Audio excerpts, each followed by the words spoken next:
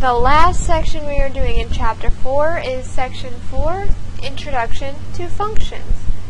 So first off, there are three things that we need to know when we talk about functions at the beginning. First off, relations, and all this is, it's sets of ordered pairs, so you'll have a list of different ordered pairs. Domain is all the first components.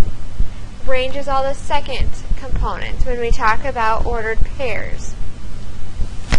So, we're going to find the domain and range of this relation. So the domain is all of the first components, or all of our x values. So we just write our x values. So we've got 5, -3, 2, -1. Now our range is all of the second components, so y values. So 6, 0, and -8. Notice this 6 is in there twice. If you wanted to list it twice, that's fine, but you don't have to. Now, a function is any set of ordered pairs or a relation in which the first component determines exactly one second component. So what this means is each x value can only go to one y value. So we're going to just go through each of these and determine whether it's a function or not. So this first one, notice that this x value, this 2, is going to two different values. So this is not a function because of this 2 right here. It's going to two y values. The second one, notice each of our x's only goes to one y, so this is a function. And notice in this case it doesn't matter that both of these numbers are going to 4s, because it's only the x's that we really care about. Now this last one, notice we have 4 as an x twice. In this case it's paired with -3, and in this case it's paired with -2, and that can't happen, so this is not a function. Each x can only pair with one y value.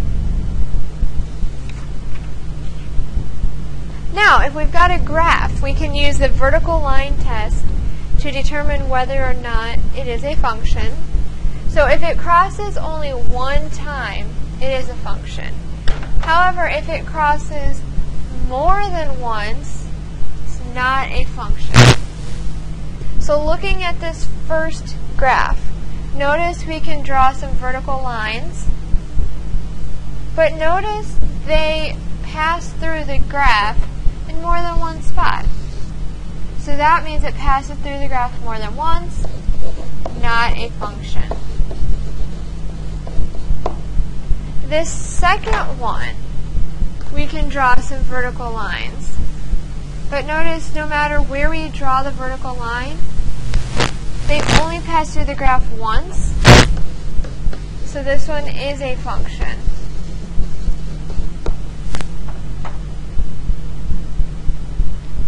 As far as notation goes, we use f of x, and that's how this is said right here. That's f of x. That's how you say it.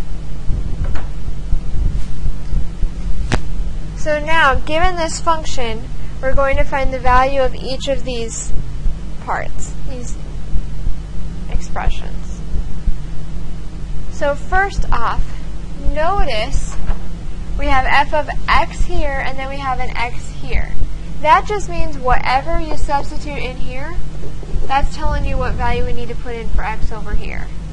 So notice this one we've got f of -3. That means everywhere we see an x on the right side, we're going to substitute in -3. So instead of x, -3, and now simplify. 6 minus a negative 12, and we'll get 18. The second one, still when we see x, we'll plug in 2a, so we'll have 6 minus 4 times 2a, and simplify what you can, 6 minus 8a. They're not like terms, so we cannot simplify anymore. Next up, instead of x, we have h minus 4, so we just substitute that in. 6 minus 4 times h minus 4. Distribute this negative 4, so we'll have negative 4h plus 16. The 6 and the 16 are like terms, so we can combine them. And we'll get 22 minus 4h. This last one's a little different. We want to figure out what x value will let us have f of x equals 9. So we know f of x is 6 minus 4x, and we want to know when is this 9. So we'll have our equation and just solve for x. So negative 4x equals 3, x equals negative 3/4. And if you wanted to double check that by plugging in negative 3/4 for x, you would get that your expression simplifies to 9. Alright, when we have a function, x is also considered the input value. It's what you are plugging into the equation. Your y is your output value, or what you get when you do this substitution. So when you have a linear function, this is how we're used to writing it, with y equals mx plus b. However, you can use this function notation instead of the y. So now we're going to find the domain of these. So basically we're asking, what values of x will make this work?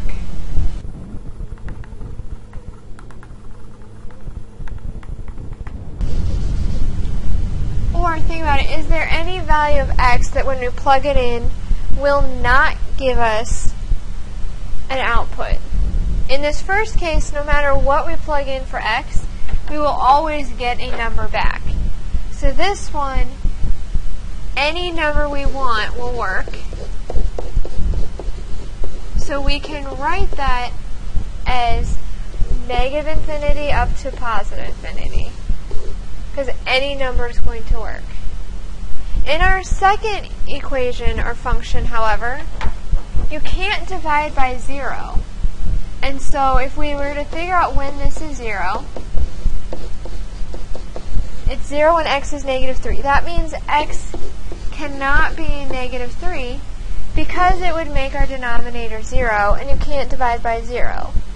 So this means everything except negative 3 will work. So that means everything from negative infinity up to negative 3, but not including negative 3, union with negative 3 up to infinity. So this means everything from negative infinity up to 3, and everything that's greater than negative 3 will work.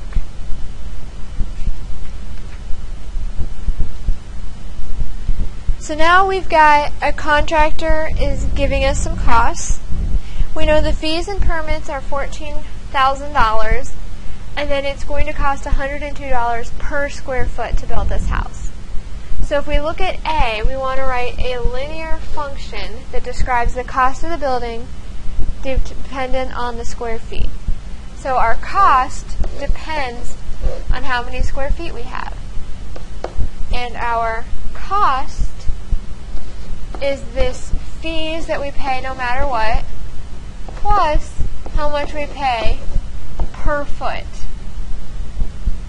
And so it's how much we're paying total is how much we pay per foot, plus all the fees that are being added on as well. For part B, we want to find the cost of building a house that's got 1,800 square feet. We've already got our function, so now we're finding when our square feet is 1,800. So that means everywhere we see an S, we'll just use 1,800. So this 14,000 will stay the same. 102 times 1,800 is 1,800. $3,600.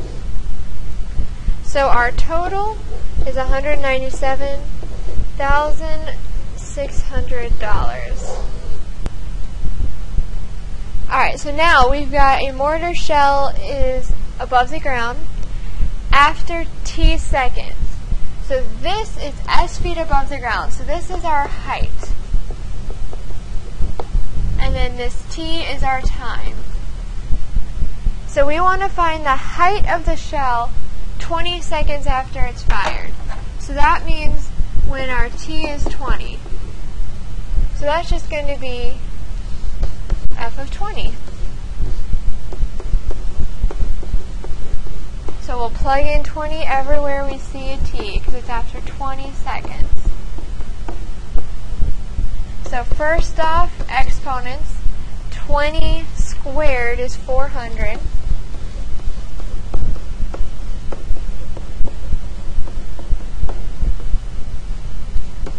Negative 16 times 400 is negative 6,400. 512 times 20 is 10,240. Adding these all together, 3,904 feet. So that's the height of the shell in 20 seconds. And this is all for section 4.